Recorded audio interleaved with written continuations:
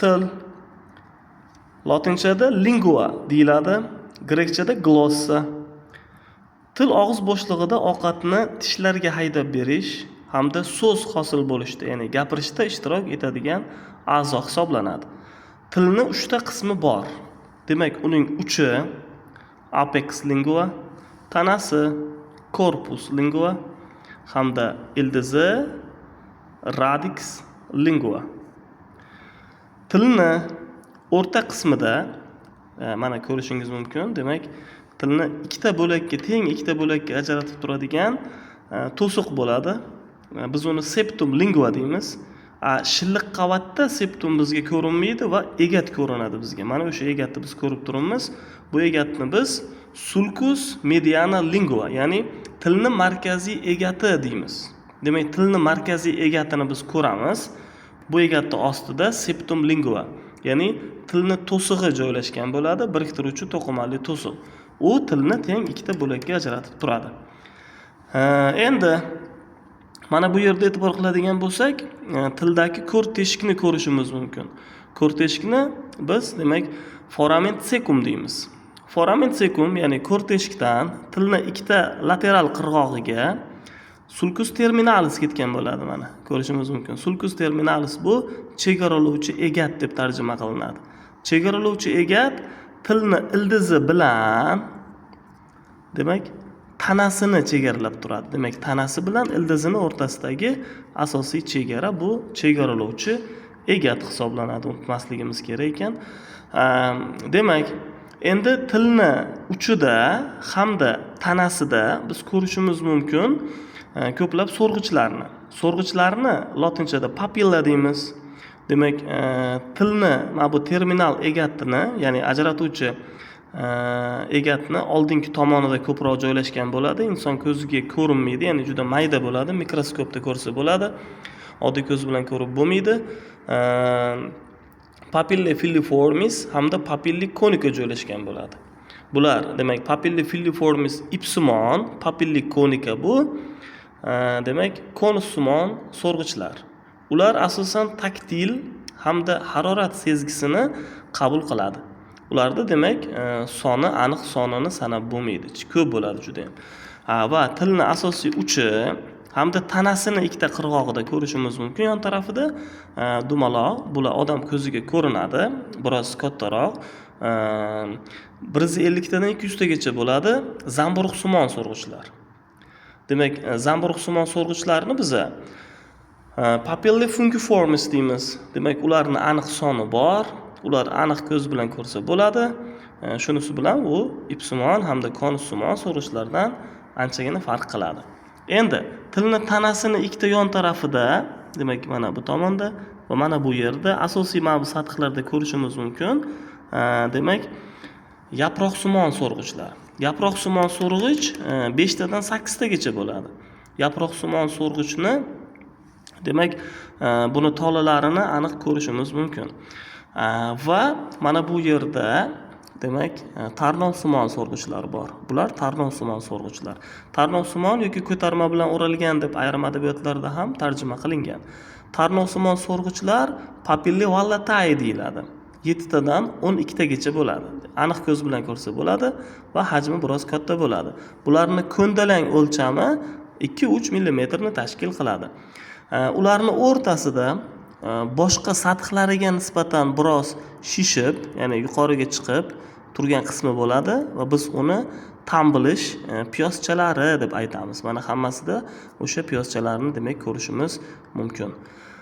Endi demak takrorlab o'taman, bu so'rg'ichlar, ya'ni papilla filiformis, papilla fungiformis, papilla conica,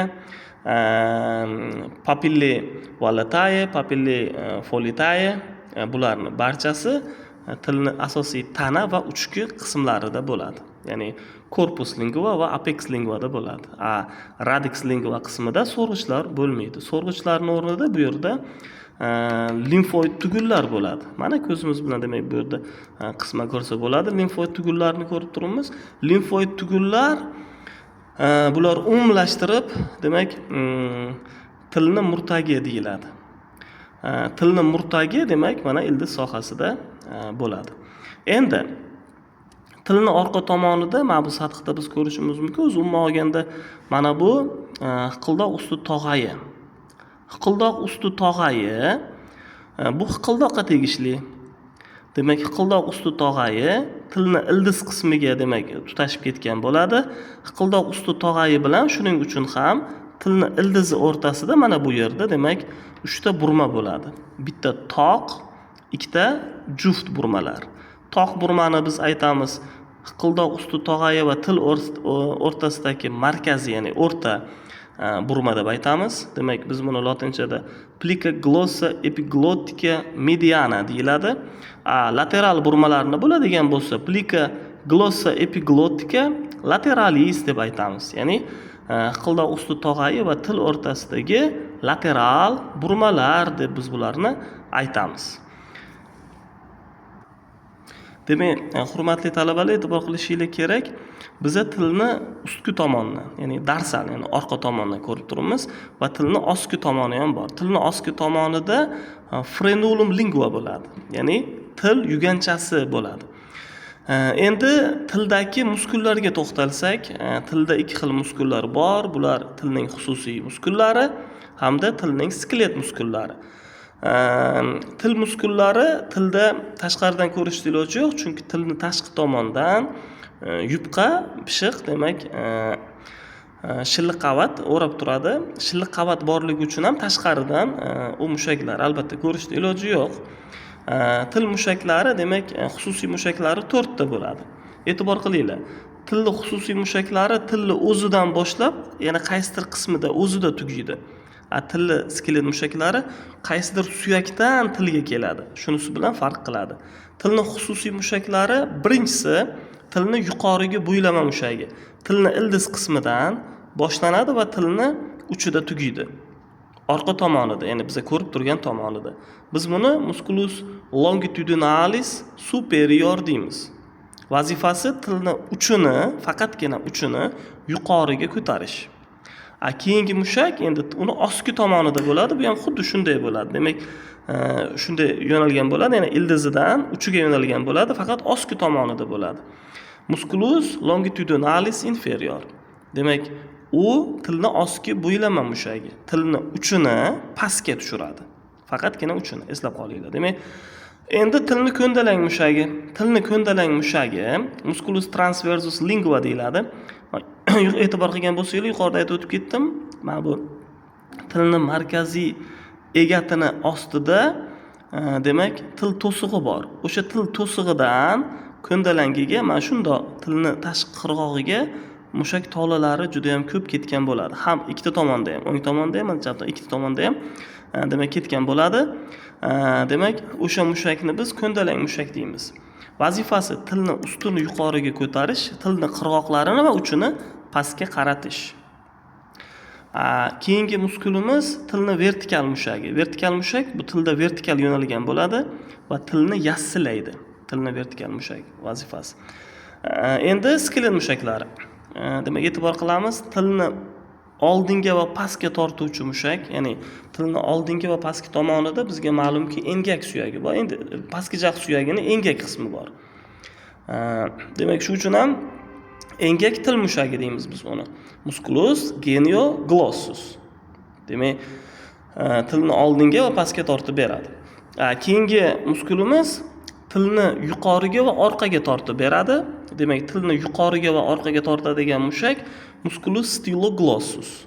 Bigissimon o'simta til mushagi. Va keyingisi tilning orqa va pastki tomonida til osti suyagi bor, bizga ma'lum.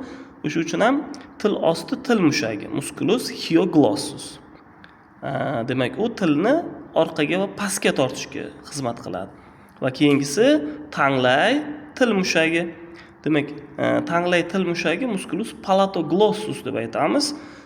Demak, u tomoq teshigini toraytiradi. Ya'ni tilni yuqoriga ko'tarib, yumshoq tanglayni pastga tushiradi. Natijada tomoq teshigi demak torayadi. Endi hurmatli talabalar, bitta narsaga e'tibor qilishingiz kerak. Tilni xususiy mushaklari tilni skelet mushaklarini davomi hisoblanadi bevosita. Misol uchun, engak til mushagini davomi demak musculus verticalis, ya'ni vertikal mushak.